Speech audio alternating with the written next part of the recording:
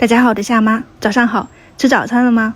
我们今天的早餐安排的是这个炒饼啊，加上这种鸡蛋盖被，味道还是挺不错的。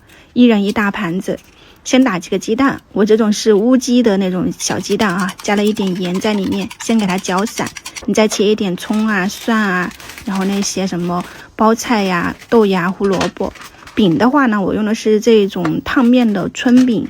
我之前家里面会有的放到冰箱冻起来的，现在是这种邦邦硬，你要等它稍微的解冻一下，然后再给它切成饼丝。南方朋友家里面应该会备有这种的，平常蒸一蒸卷菜吃啥的啊。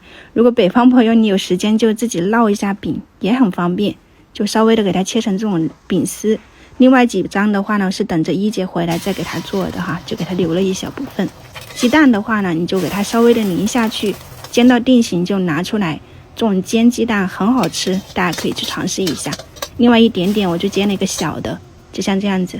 然后锅里面少一点油，放入葱丝、蒜、胡萝卜，给它稍微的炒一下，炒香炒软了就放入包菜，然后豆芽，给它翻炒均匀，稍微的断生就可以开始调味了，像盐啊，然后挤一点蚝油，那个红烧酱油调一下颜色，五香粉或者是孜然粉，看你自己喜欢。调均匀了以后就开大火，把这个饼丝放在上面，快速的翻炒均匀，稍微的上一下颜色，干干爽爽的。你出锅之前撒上一点葱段，这样的家庭版本的炒饼就做好了。过几天我终于要出去玩了哈，把冰箱里面的东西我都稍微的打扫了一下。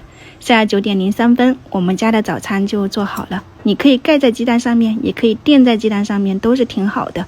我的话呢，就是稍微的煎了一个鸡蛋饼，然后上面一些蔬菜，他们挺喜欢吃这个的。你们如果家里面有，就去尝试一下。我们晚上再见，拜拜。